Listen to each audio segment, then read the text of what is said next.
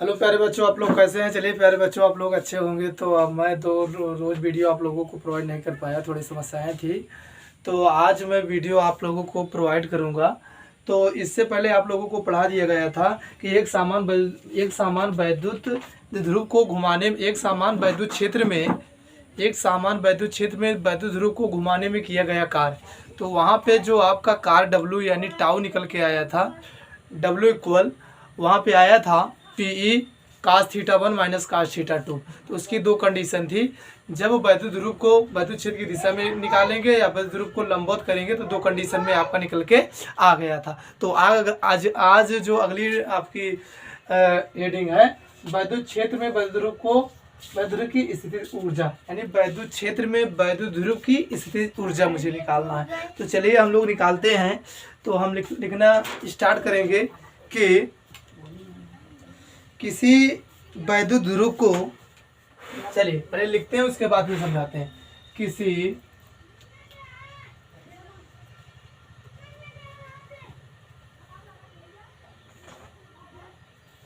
वैद्युत ध्रुव को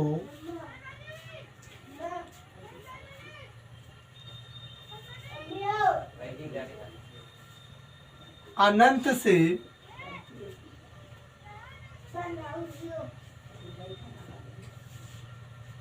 वैद्युत क्षेत्र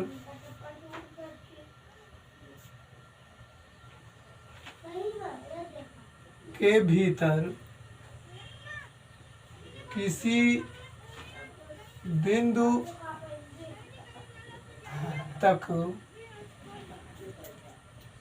लाने में जो कार्य करना पड़ता है वह वैद्युत क्षेत्र की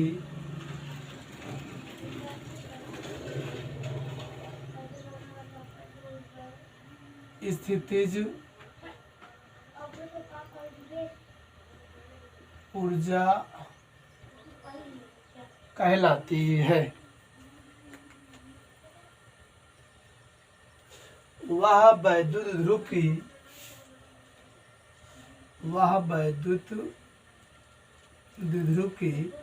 स्थितिज ऊर्जा कहलाती है। आप समझिए क्या कह रहा है कि मान लीजिए कोई यहाँ आपका वैद्युत क्षेत्र ई है और अनंत पर कोई आपका वैद्युत ध्रुव ए माइनस क्यू से बना होता है प्लस क्यू। इसके बीच की दूरी क्या होती है 2l। वैद्युत ध्रुव के बीच की दूरी क्या होती है 2l, और एक माइनस क्यू वहाँ पे, एक प्लस क्यू वहाँ पे। तो अब कह रहा है कि वैद्युत ध्रुव को, यानी वैद्युत ध्रुव को अनंत से, ये कहाँ रखा है, अनंत पे रखा, अनंत से वैद्युत क्षेत्र ई में लाने में किसी बिंदु, वैद्युत क्षेत्र की किसी बिंदु ई तक लाने में जो कार्य W करना पड़ता है वह वैद्युत ध्रुव की स्थितिज ऊर्जा कहलाती है। यानी कि वैद्युत ध्रुव को अनंत से लाने में जो कार्य किया जाता है वह वैद्युत ध्रुव की स्थितिज ऊर्जा कहलाती है। वह वैद्युत ध्रुव की स्थितिज ऊर्जा कहलाती है। इसके बाद फिर लिखना स्टार्ट करेंगे कि वैद्युत ध्रुव को अनंत से वैद्युत ध्रुव को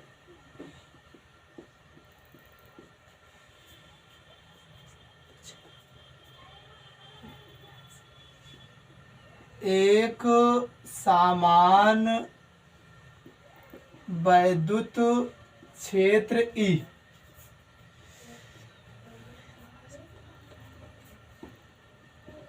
में लाया जाता है तो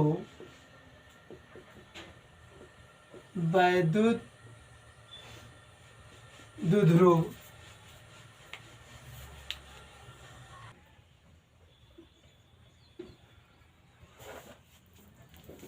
देखिए, फिर वैद्युत क्षेत्र में लाया जाता है तो वैद्युत ध्रुव का आघूर्ण P, जो आघूर्ण P होता है वो हमेशा वैद्युत क्षेत्र की दिशा में ही रहेगा।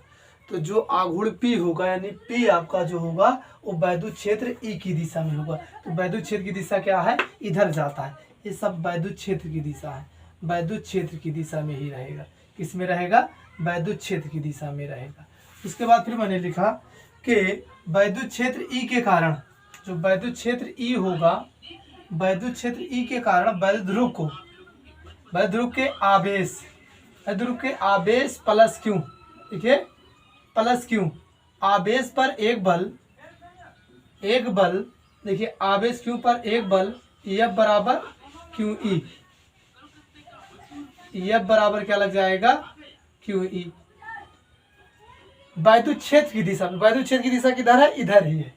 वैद्युत क्षेत्र की दिशा में F बराबर क्या लगेगा, Q इंटू E। अब फिर मैंने लिखा और आवेश माइनस Q, आवेश माइनस Q पर उतना ही बल, आवेश माइनस Q पर उतना ही बल, F बराबर क्या लग जाएगा, QE, वैद्युत क्षेत्र की विपरीत दिशा में। क्योंकि वैद्युत क्षेत्र आपका ऐसी दिशा में है तो इस पर जो बल लगेगा वैद्युत क्षेत्र की तीव्रता से F बराबर QE, लेकिन जब वैद्युत क्षेत्र की विपरीत दिशा में बल लगेगा तो F बराबर QE लग जाएगा। तो यही मैंने आपको यहाँ लिखा। उसके बाद फिर हम लिखेंगे, इसलिए मैंने यहाँ फिगर भी बना दिया। तो अब आपको अच्छे से समझ में आ गया होगा। मैंने लिखा कि किसी वैद्युत ध्रुव को अनंत से, किसी वैद्युत ध्रुव को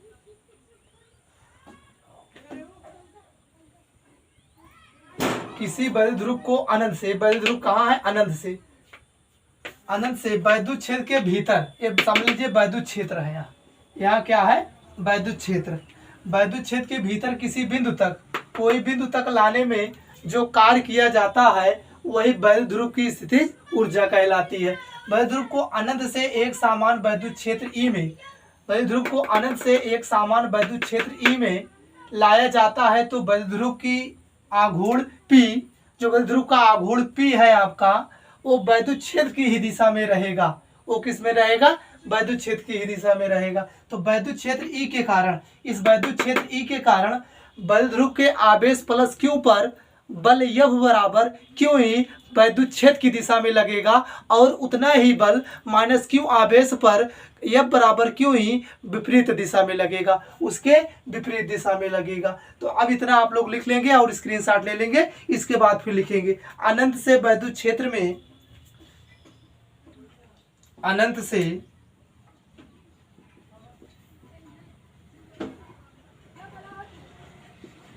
वैद्युत क्षेत्र ई में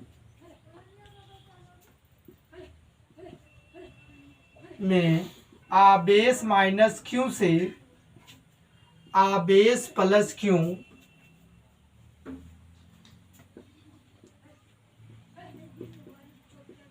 के सापेक्ष 2L दूरी अधिक चलनी पड़ती है, अधिक दूरी चलनी पड़ती है। अब ये बात समझिएगा, अनंत से वैद्युत क्षेत्र ई में, जब अनंत से वैद्युत क्षेत्र ई में वैद्युत ध्रुव को लाया गया तो जो माइनस Q आवेश है वो प्लस Q आवेश से 2L दूरी अधिक चलनी पड़ेगी, क्योंकि यहाँ से यहाँ तक लाने पे ये कितना दूरी चलना पड़ रहा है, 2L दूरी चलना पड़ रहा है। वही मैंने लिखा माइनस Q आवेश से प्लस Q आवेश के सापेक्ष 2L दूरी अधिक चलनी पड़ती है। अतः प्लस Q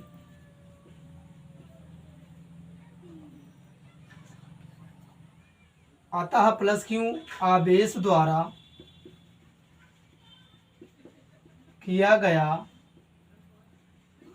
आंतरिक कार्य W1, आंतरिक मतलब इसके अंदर का कार्य W1 माइनस Q आवेश पर बल गुणे चली गई दूरी, चली गई दूरी, चली गई दूरी। अब फिर लिखेंगे कि W1 बराबर आवेश, आवेश Q बराबर क्या मैंने निकाला था कि आवेश पर बल माइनस Q आवेश पर बल। देखिए माइनस क्यू आवेश पर बल F बराबर क्या निकलेगा, क्यू ई निकलेगा। क्यू ई हो गया, माइनस क्यू पर निकाला जा रहा है तो माइनस आ जाएगा। और चली गई दूरी क्या है आपकी, 2L है। तो यहाँ से आ जाएगा W बराबर 2QL, 2QL माइनस बाहर निकल गया और आपका यहाँ क्या आ गया, E आ गया। और आपको पता है कि हम जानते हैं P बराबर क्या होता है, 2QL। वैद्युत ध्रुव आघूर्ण P इक्वल क्या होता है, 2QL। यानी कि वैद्युत ध्रुव आघूर्ण P इक्वल होता है 2QL। यानी कि किसी एक आवेश और चली गई दूरी के गुणनफल को हम वैद्युत ध्रुव आघूर्ण कहते हैं। तो चलिए आप लोग यहाँ तक लिख लिए होंगे, इसके बाद हम ऊपर बताते हैं। इनको हम क्या करते हैं, हटा देंगे यहाँ से। तो आप लोग मेरे प्यारे बच्चों अच्छे से पढ़ाई करेंगे, जो ना समझ में आए उसको कमेंट बॉक्स में ज़रूर बताएं। तो यहाँ से आ जाएगा W1 बराबर, देखिए 2QL के स्थान पे क्या आ जाएगा, P आ जाएगा। तो PE आ गया माइनस, समीकरण नंबर कितना आ गया, 1 आ गया।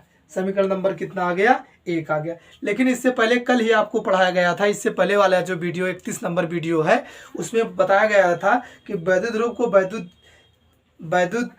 को वैद्युत क्षेत्र की दिशा के समांतर θ1 बराबर 0,1 से θ2 बराबर थीटा की दिशा में किया गया कार्य W बराबर P1 माइनस कास थीटा बताया गया था। तो वही फार्मूला जो कल का है, जो वीडियो आज मैं प्रोवाइड करूंगा, इससे पहले वाली वीडियो नंबर 31 जाके आप देखेंगे तो आपको सारा समझ में आ जाएगा और प्लेलिस्ट में जाकर पढ़ेंगे। तो चलिए लिखेंगे,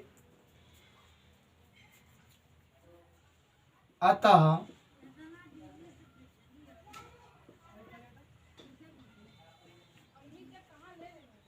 वैद्युत ध्रुव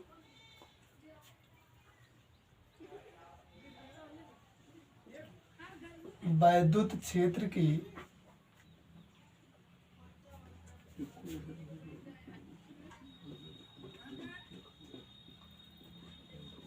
समांतर θ1 0 से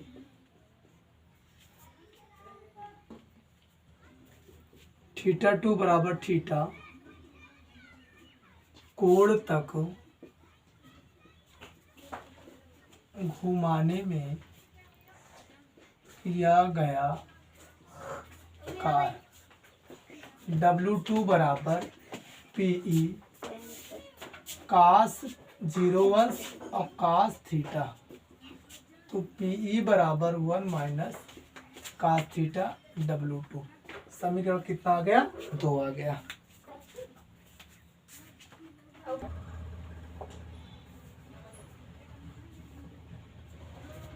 तो W2 equal PE minus cos theta आ गया, समीकरण 2 आ गया। तो अब कुल हम निकालेंगे, कुल वैद्युत ध्रुव स्थिर ऊर्जा। तो लिखेंगे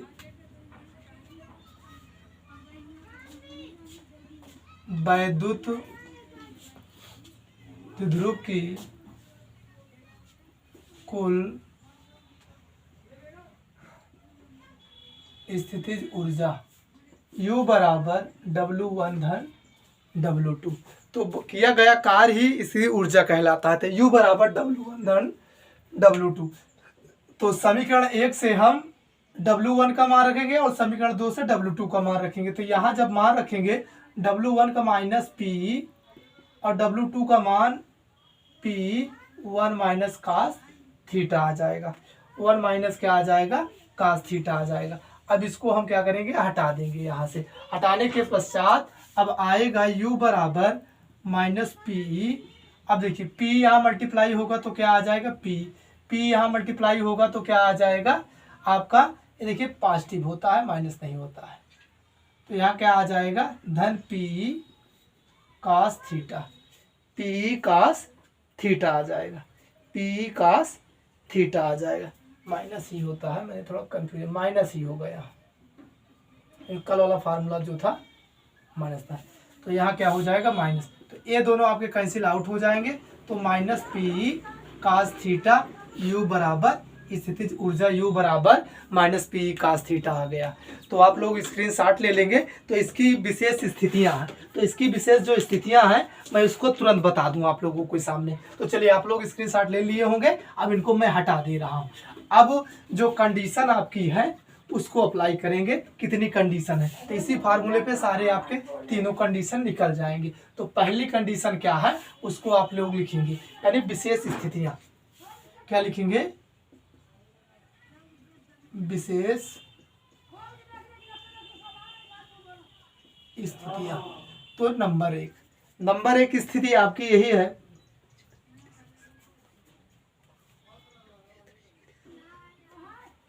जब वैद्युत ध्रुव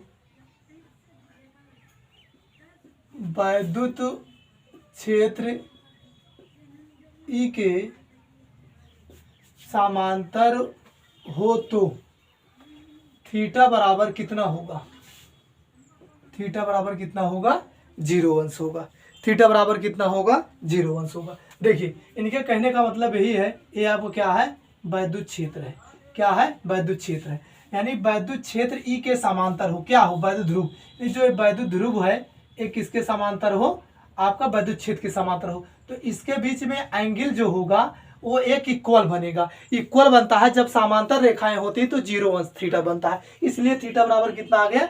0 अंश। तो स्थिति ऊर्जा U बराबर आ जाएगा आपका, स्थिति ऊर्जा U बराबर माइनस पी कास ऑफ 0, क्योंकि हम जानते हैं कास 0 का वैल्यू क्या होता है? 1 होता है।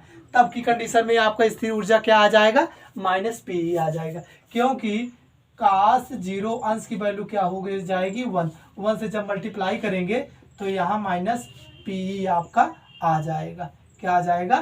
पी आ जाएगा। चलिए अब दूसरी कंडीशन हम लिखेंगे। और दूसरी कंडीशन मेरी क्या है कि दूसरी कंडीशन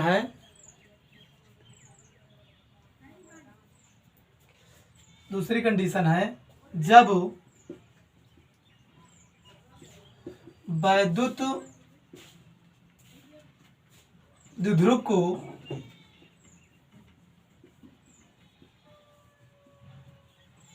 वैद्युत क्षेत्र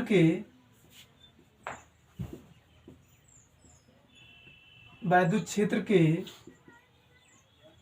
लंबवत दिशा में घुमाने में किया गया स्थितिज ऊर्जा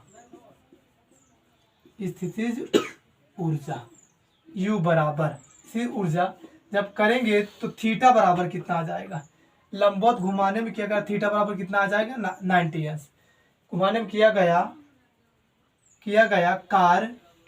स्थितिज ऊर्जा, तो थीटा बराबर कितना हो जाएगा? 90 अंश। अब इसको समझ लीजिए। देखिए ये आपका क्या है? वैद्युत क्षेत्र है। ये क्या है? वैद्युत क्षेत्र है। जब वैद्युत ध्रुव को हम कैसे घुमाएंगे? लंबवत घुमाएंगे। जब लंबवत घुमाएंगे तो यहाँ से जो एंगल बनेगा वो आपका कितना बन जाएगा? 90 अंश। बात समझने की कोशिश कीजिए, शांत हो जाएगा। देखिए वैद्युत ध्रुव आपका ऐसा रहेगा, जब इसको हम ऐसे घुमाएंगे तो ये क्या हो जाएगा? 90 अंश हो जाएगा। ऐसे घूम के यहाँ आ जाएगा तो थीटा इक्वल टू कितना बन जाएगा? 90 अंश बन जाएगा। कितना बन जाएगा? 90 अंश। तो जब 90 अंश बन जाएगा तो स्थितिज ऊर्जा U बराबर माइनस पी कास 90। तो कास 90 की जो वैल्यू होती है आपकी 0 होती है। तो यहाँ क्या U बराबर क्या आ जाएगा? 0 आ जाएगा। U बराबर आपका क्या निकल के आ जाएगा? 0 आ जाएगा। कास 90 की वैल्यू क्या हो जाएगी? 0। तो यहाँ जो वैल्यू निकल के आ जाएगा आपका 0 आ जाएगा। क्या आ जाएगा? 0 आ जाएगा। क्या आ जाएगा? 0। तो जो तीसरी कंडीशन है आपकी, मैं तीसरी ही कंडीशन बता दे रहा हूं। तो जब वैद्युत ध्रुव को वैद्युत क्षेत्र के विपरीत दिशा में, तीसरी कंडीशन है जब वैद्युत ध्रुव के विपरीत दिशा में घुमाने में किया गया स्थितिज ऊर्जा U बराबर माइनस पी कास थीटा। तो थीटा यहाँ कितना बन जाएगा 180। बात समझ लीजिए इसको भी। देखिए ये आपके सारे क्या है, वैद्युत क्षेत्र है। एक ऐसी कंडीशन में, वैद्युत क्षेत्र की कंडीशन में, जब वैद्युत ध्रुव आपका ऐसे यहाँ रखा हुआ है इसके समांतर, अब इसको जब ऐसे आप घुमाएंगे, बात समझिए, इसको घुमाते घुमाते घुमाते घुमाते घुमाते घुमाते घुमाते यहाँ आ गया, ये अपना रूप ऐसे ले लिया। बात समझिए, जब आपका जो वैद्युत रूप ऐसे रखा था वैद्युत क्षेत्र की दिशा में, जब इसको मैंने यहाँ से उठाया, ऐसे ऐसे घुमाते घुमाते घुमाते घुमाते यहाँ कर दिया, तो ये पूरा एंगल कितना बनाता है 180। तो यहाँ थीटा कितना आ गया 180 आ गया। तो यहाँ आ जाएगा u बराबर माइनस पी कास 180।